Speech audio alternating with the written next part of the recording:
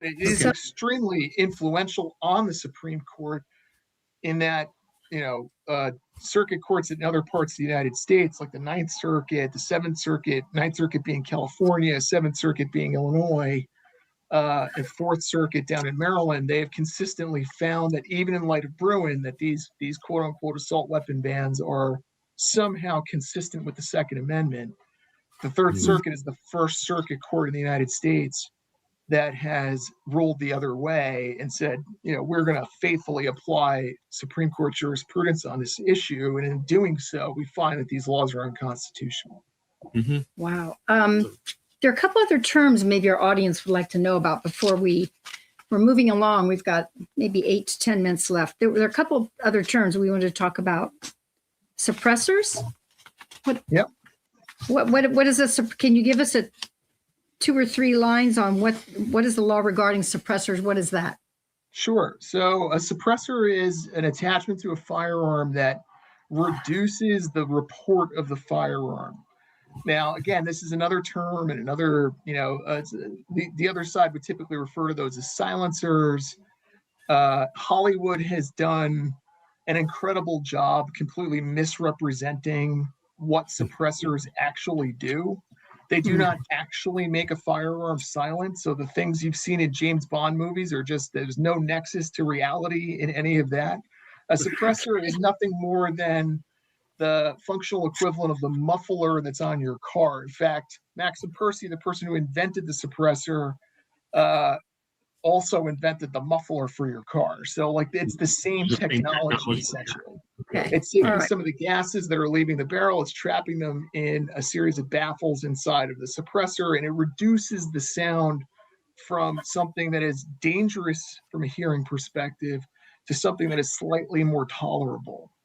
But it certainly doesn't make them silent. It's not a weapon that's used by assassins or whatever Hollywood wants to portray these things as.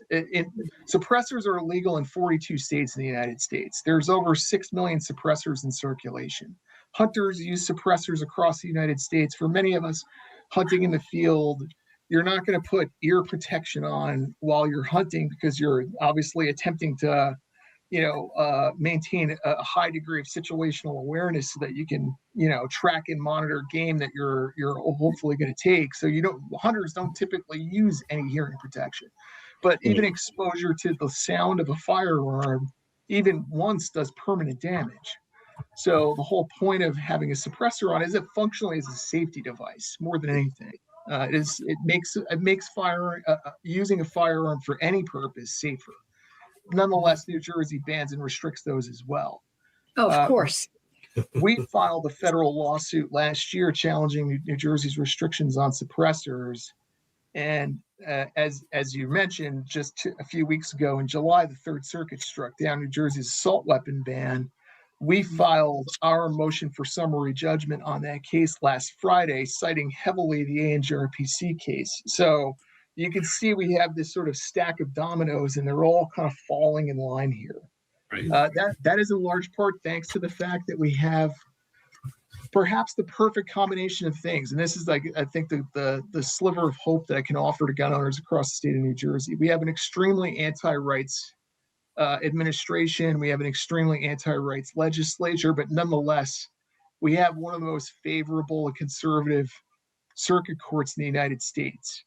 If you think of some of the other more prominently conservative courts, you think of circuit courts like the Fifth Circuit, which covers states like Texas.